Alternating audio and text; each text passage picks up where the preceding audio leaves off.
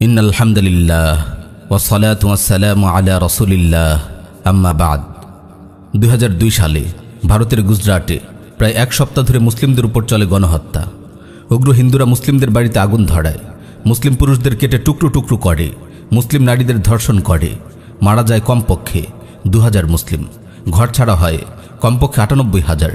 আহমেদাবাদেও পরবর্তী 3 মাস ধরে চলে মুসলিম নির্যাতন। সে সময় গুজরাটের মুখ্যমন্ত্রী ছিল নরেন্দ্র মোদী। গুজরাটের সিনিয়র ইন্টেলিজেন্স কর্মকর্তা সঞ্জীব ভাট জানায়, গুজরাট দাঙ্গা শুরু হবার আগের রাতে মোদী কর্মকর্তাদের নিয়ে এক মিটিংয়ে বসেছিল। সেই মিটিংয়ে মোদী সবার উদ্দেশ্যে বলেছিল, মুসলিমদের এক উচিত শিক্ষা দিতে হবে। মোদীর নির্দেশেই হিন্দুরা মুসলিমদের উপর সমস্ত পাশবিকতা নিয়ে ঝাঁপিয়ে পড়ে। গুজরাটের গর্ভবতী মুসলিম নারীদের পেট চিরে গর্ভের সন্তান বের করে আনা হয়। 5 মাসের অন্তঃসত্ত্বা বিলকিস বানুকে 12 জন মালাউন মিলে ধর্ষণ করে হত্যা করে। পিতার সামনে একদিন বয়সী শিশুকে জবাই করা হয়। বিভৎসই নির্যাতনের নির্দেশদাতা নরেন্দ্র মোদী বিশ্বব্যাপী গুজরাটের কসাই হিসেবে পরিচিতি পায়। এমনকি বিশ্বের সবচেয়ে বড় সন্ত্রাসী আমেরিকাও গুজরাটের ঘটনার জন্য মোদীকে তাদের দেশে ঢুকতে দেয়নি।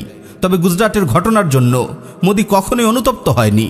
শুধু গুজরাটের গণহত্যাই নয়, মোদীর হাতে লেগে আছে আরও অনেক মুসলিমের রক্ত। এমন ঠান্ডা মাথার খুনি কসাই মোদীকে বাংলাদেশের সরকার আমন্ত্রণ জানিয়েছে স্বাধীনতা দিবস উপলক্ষে আয়োজিত অনুষ্ঠানে।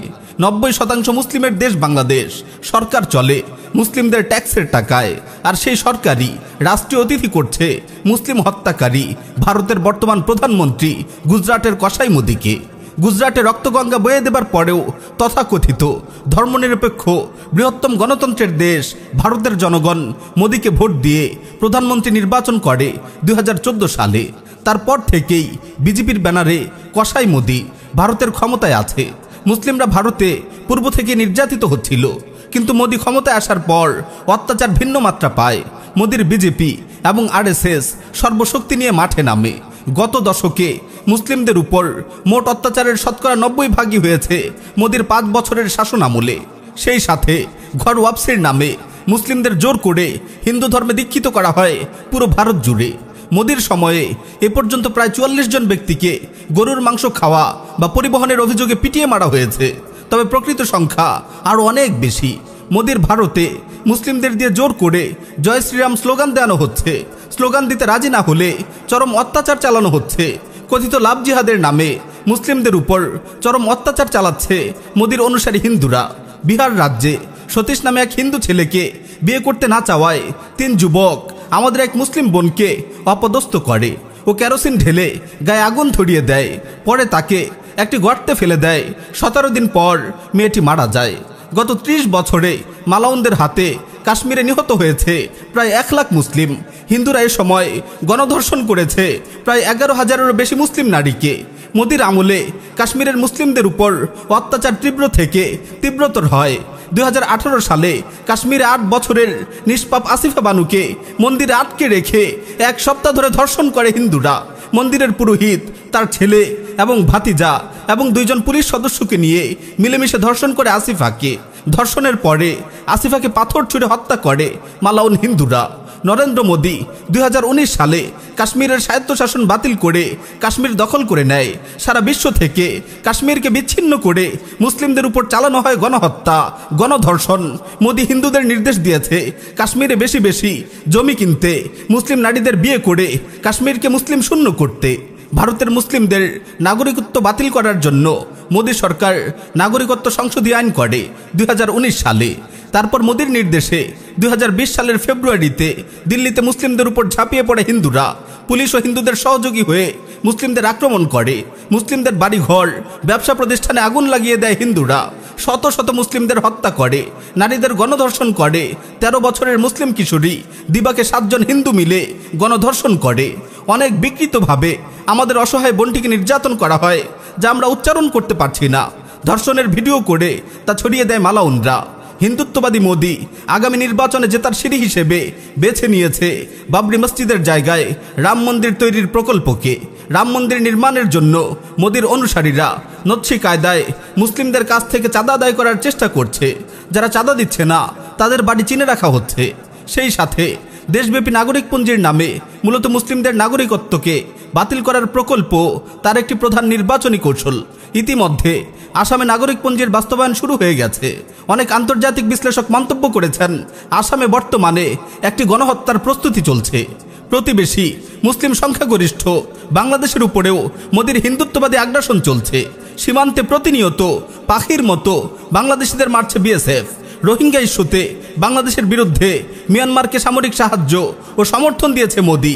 অন্যদিকে বাংলাদেশের ভেতরে ছড়িয়ে ছিটিয়ে আছে লাখ লাখ অবৈধ ভারতীয়। প্রশাসনের সব জায়গায় ভরে গিয়েছে র আর ইসকনের এজেন্ট দিয়ে।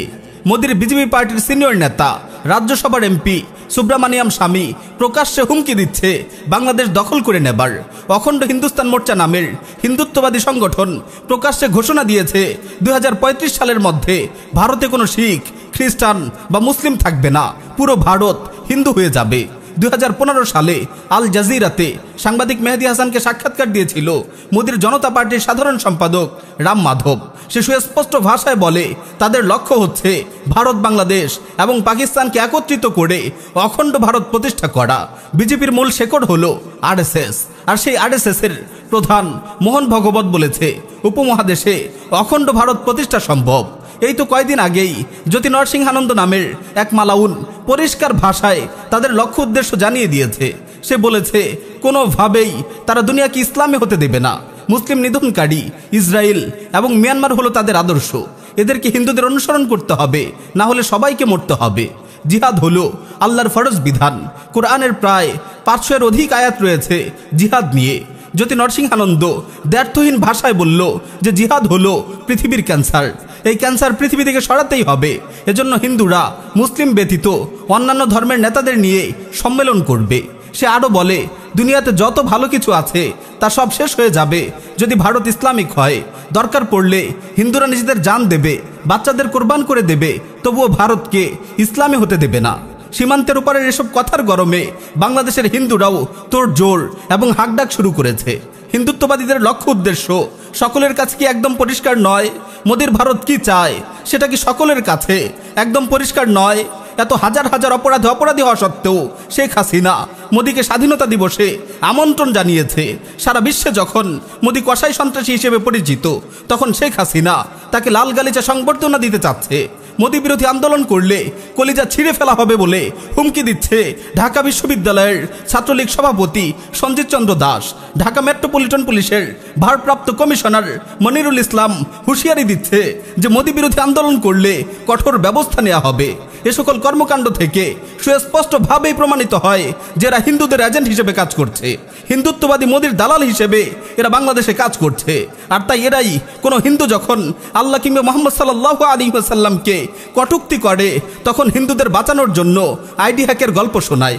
এবং এরাই হিন্দুদের পক্ষ নিয়ে মুহাম্মদ সাল্লাল্লাহু আলাইহি ওয়াসাল্লামের অপমান সহ্য করতে না পেরে রাজপথে নেমে আসা মুসলিমদের বুকে গুলি চালায়।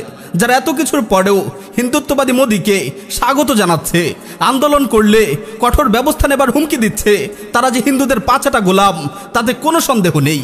প্রিয় ভাই, উপমহাদেশের মুসলিমদের জন্য ভয়ঙ্কর এক দুঃসময় আসন্ন। হিন্দুদের হাতে গণহত্যার শিকার হবার দ্বারপ্রান্তে আমরা। এই বিপর্যয় ঠেকানোর জন্য প্রস্তুতি নিতে হবে আমাদেরই। মাদার অব মাফিয়া, হাসিনা, আজিজের সেনাবাহিনী, বিজিবি, র্যাব, পুলিশ কেউই আমাদের বাঁচাতে আসবে না, বরং হিন্দুদের হয়ে এরাই আমাদের বুকে প্রথম গুলি চালাবে। এরা যে হিন্দুদের দালাল তা নিঃসন্দেহে প্রমাণিত হয়ে গেছে। প্রিয় ভাই ও বোনেরা, যে যেখান থেকে যেভাবে পারেন মোদি বিরোধী আন্দোলনে সামিল হন। হিন্দুত্ববাদী আগ্রাসন রুখে দেবার জন্য প্রস্তুতি নিন। আওয়ামী লীগ, বিএনপি ইত্যাদি ভেদাভেদ ভুলে যান। হিন্দুরা যখন গণহত্যা শুরু করবে, তখন কে আওয়ামী লীগ, কে বিএনপি তা দেখবে না। একজন মুসলিম হিসেবে এলাকার মুরব্বী এবং শীর্ষস্থানীয় ব্যক্তিদের অধীনে সংগঠিত হন। সাধারণ মানুষদের আসন্ন গণহত্যা সম্পর্কে সচেতন করুন। হিন্দুত্ববাদী আগ্রাসনের বিরুদ্ধে খুতবা দেবার জন্য মসজিদের খতিব সাহেবদের উপযুক্ত পরিবেশ তৈরি করে দিন। অনলাইনে হিন্দুত্ববাদী আগ্রাসন সম্পর্কে সচেতনতা তৈরি করুন। লেখালেখি, ইমেজ বা ভিডিওর মাধ্যমে দেশবাসীকে আসন্ন বিপদ সম্পর্কে অবহিত করুন। হিন্দুত্ববাদী আগ্রাসন বিরোধী ক্যাম্পেইনে কোনো ভাই তাগুত প্রশাসনের হাতে নির্যাতনের শিকার হলে সবাই তার পাশে দাঁড়ান। পুলিশ, ছাত্রলীগ, আওয়ামী লীগ যে বা যারাই মোদির দালাল হয়ে আমাদের ভাইদের বিরুদ্ধে লড়াই করবে, তাদের সামাজিকভাবে বয়কট করুন। তাদের সাথে সকল প্রকার লেনদেন, পণ্য ক্রয় বিক্রয়, মেলামেশা থেকে বিরত থাকুন।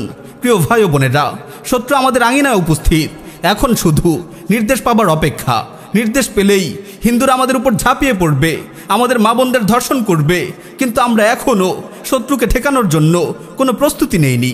অনেক দেরি হয়ে গেছে, আর দেরি করলে বিপর্যয় ঠেকানো যাবে না। কিন্তু আমরা এখনও শত্রুকে ঠেকানোর জন্য কোনো প্রস্তুতি নেইনি। অনেক দেরি হয়ে গেছে, আর দেরি করলে বিপর্যয় ঠেকানো যাবে না।